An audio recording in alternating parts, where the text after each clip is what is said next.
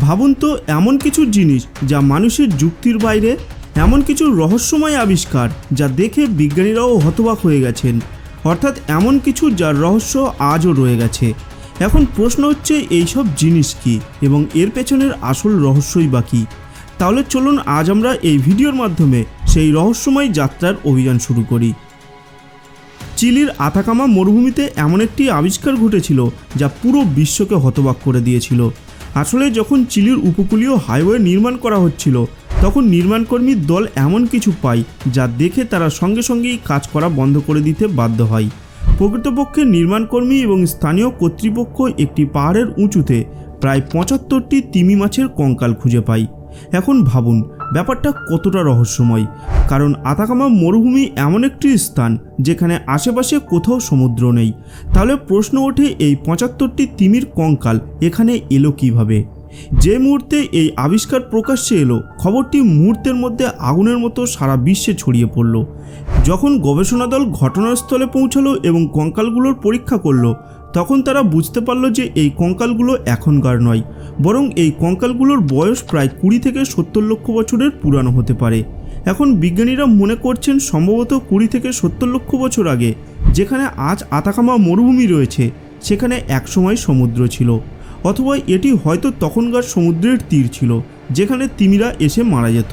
কিন্তু একটি প্রশ্ন এখনও রহস্যই রয়ে গেছে, যদি কোনো তিমি অসুস্থ হয়ে সমুদ্র তীরে এসে মারা যেত, তবুও এত বিশাল সংখ্যক তিমি এক জায়গায় কেন মারা গেল? অথবা এমন কি অদৃশ্য শক্তি ছিল যা তাদের এখানে এনে ফেলে দিয়েছিল? এটি আজও বিজ্ঞানীদের জন্য একটি অমীমাংসিত রহস্য হয়ে রয়ে গেছে। এবার আসা যাক সেই আবিষ্কারের প্রসঙ্গে যা আর্জেন্টিনায় পাওয়া গিয়েছিল। একদিন এক কৃষক তার ক্ষেতে কাজ করতে গিয়েছিল। তখন সে মাটির নিচে একটি অদ্ভুত জিনিস দেখতে পায়। প্রথমে তার মনে হয়েছিল এটি হয়তো কোনো ডাইনোসরের ডিম হবে, তাই সে মাটি খনন শুরু করে। কিন্তু যতই সে খনন করতে থাকে, ততই বুঝতে পারে যে এই জিনিসটি মাটির অনেক গভীর পর্যন্ত রয়েছে। পুরোপুরি খনন সম্পন্ন হওয়ার পর জানা যায় এই বস্তুটি প্রায় মাটির ৩ ফুট গভীরে ছিল। কিন্তু যখন বিজ্ঞানীরা এটি পরীক্ষা করলো, তখন তারা এটি দেখে অবাক হয়ে গেল, কারণ এটি কোনো ডাইনোসরের ডিম নয়, বরং ১০,০০০ বছরের পুরানো এক প্রাণীর শক্ত খোলস ছিল। এখন আপনি ভাবছেন, খোলস বলতে কি বোঝানো হচ্ছে? সহজ ভাষায় বললে এটি এমন একটি সুরক্ষা আবরণ যেমন কচ্ছপের পিঠে থাকে। ১০,০০০ বছর আগে কিছু প্রাণীর দেহ এমন শক্ত খোলস ছিল যা তাদের শত্রুদের আক্রমণ থেকে রক্ষা করত। সবচেয়ে চমকপ্রদ বিষয় হলো ১০,০০০ বছর কেটে যাওয়ার পরেও এই শক্ত খোলসের শক্তিতে তেমন কোনো পরিবর্তন আসেনি, অর্থাৎ সময়ের ধাক্কা এবং প্রাকৃতিক পরিবর্তনও এটিকে দুর্বল করতে পারেনি। আপনাকে জানিয়ে রাখা ভালো, এই শক্তিশালী খোলসের মালিক ছিল একটি বিশাল প্রাণী যাকে বলা হতো গ্লিপ্টোডন।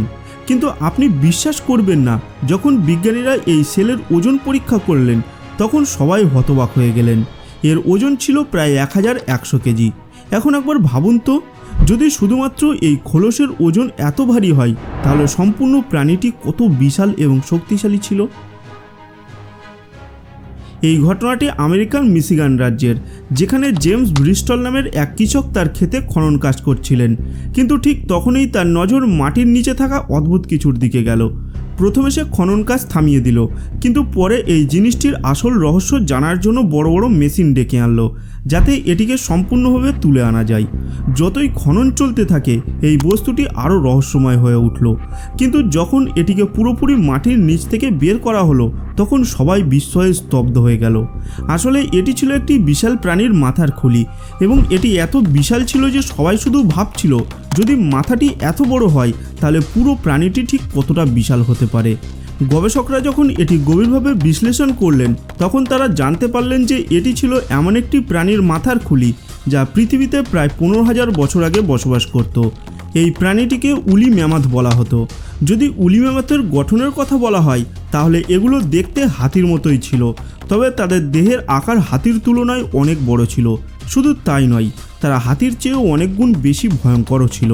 তাদের লম্বা বাঁকানো দাঁত ছিল অত্যন্ত শক্তিশালী, এবং প্রাচীনকালে মানুষ এই দাঁতগুলোকেই অস্ত্র বানানোর জন্য ব্যবহার করত। যেখানে হাতিরা মূলত ঘাসভূমিতে থাকতে পছন্দ করত, সেখানে ম্যামথরা সাধারণত ঠান্ডা এবং বরফ আচ্ছাদিত অঞ্চলে বসবাস করত। কিন্তু সময়ের সঙ্গে সঙ্গে যখন গ্লোবাল ওয়ার্মিং বাড়তে থাকে এবং বরফ গলতে শুরু করে, তখন এই বিশাল প্রাণীগুলোও ধীরে ধীরে পৃথিবী থেকে হারিয়ে যেতে লাগলো। তবে এটি শুধুমাত্র একটি অনুমান এবং এ বিষয়ে এখনও কোনো নিশ্চিত প্রমাণ নেই। 2012 সালে যখন আফ্রিকায় প্রত্নতাত্ত্বিকরা খনন করছিলেন, তখন তারা এমন কিছু খুঁজে পান যা কল্পনার বাইরে ছিল।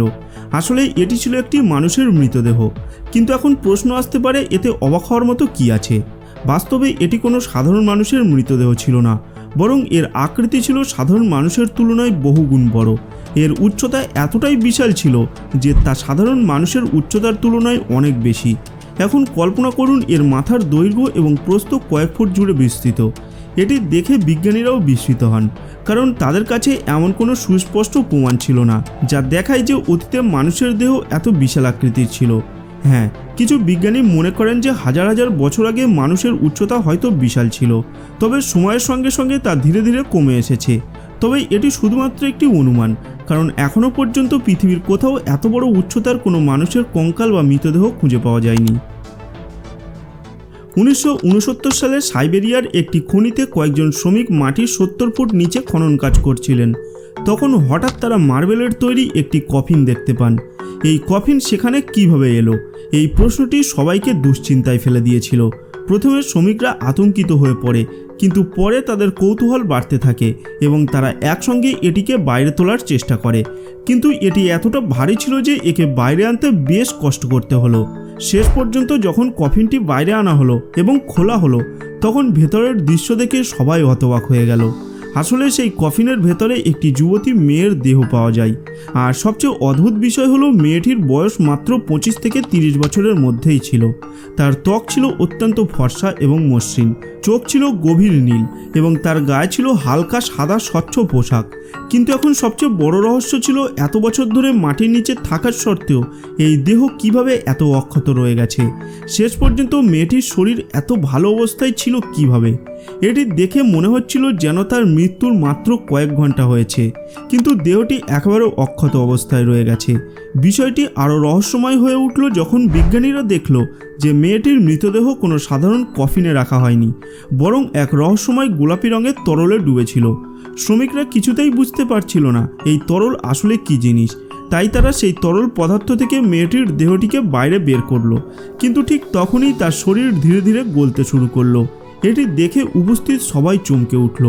এখন পরিস্থিতি বেশ গুরুতর হয়ে উঠেছিল, তাই তাৎক্ষণিকভাবে সংশ্লিষ্ট কর্মকর্তাদের খবর পাঠানো হলো।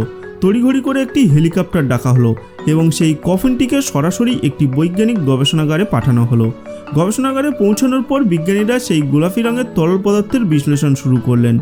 সবার মনে প্রশ্ন একটাই, এই রহস্যময় তরল আসলে কি, যা এত বছর ধরে মেয়েটির শরীরকে অক্ষত রেখেছিল? কিন্তু অবাক করার মতো বিষয় হলো, বিজ্ঞানীরা বহু চেষ্টা করেও এই তরল পদার্থের প্রকৃত গঠন শনাক্ত করতে পারেনি। তাদের মতে দীর্ঘ বছরের ব্যবধানে এই তরলের আসল ফর্মুলা পরিবর্তন হয়ে গেছে, অর্থাৎ এমন এক রহস্য যার সমাধান আজও কেউ করে উঠতে পারেনি। এখন আলোচনা করা যাক সেই মহিলার মৃতদেহ নিয়ে, যা কোনো সাধারণ মানুষের লাশ ছিল না। যখন বিজ্ঞানীরা সেই মহিলার দেহ গভীরভাবে পরীক্ষা নিরীক্ষা করলেন, তখন তারা বুঝতে পারলেন এটি কোনো সাধারণ দেহ নয়, বরং এটি প্রায় 800 মিলিয়ন বছরের পুরানো। একবার কল্পনা করুন এই তথ্য নিজেই কতটা চমকপ্রদ এবং অবিশ্বাস্য, কারণ বিজ্ঞানীদের মতে 800 মিলিয়ন বছর আগে পৃথিবীতে মানুষের অস্তিত্বই ছিল না। এখন প্রশ্ন উঠছে, যদি এই তথ্য সত্য হয়, তাহলে এই মহিলা আসলে কে ছিলেন এবং তিনি কোন সময় থেকে এসেছিলেন? এটা একদম নিশ্চিত যে সময়ের এই মৃতদেহটি ছিল, সেই সময়ের মানুষ বিজ্ঞান এবং প্রযুক্তিতে আমাদের চেয়ে অনেক বেশি উন্নত ছিল, কারণ আজ পর্যন্ত মানুষের কাছে এমন কোনো উপায় নেই যার মাধ্যমে মৃতদেহটিকে 800 মিলিয়ন বছর পর্যন্ত সংরক্ষণ করা সম্ভব।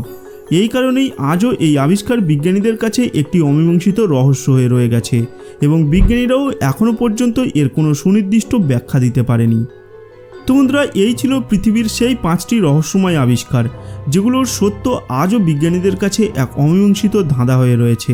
এখন আপনি কমেন্ট করে জানাতে পারেন এই আবিষ্কারগুলোর মধ্যে কোনটি আপনাকে সবচেয়ে বেশি বিস্মিত করেছে। আর যদি আমাদের এই ভিডিওটি আপনার ভালো লেগে থাকে, তাহলে দয়া করে ভিডিওটি একটি লাইক করুন এবং আমাদের চ্যানেলটিকে সাবস্ক্রাইব করতে ভুলবেন না।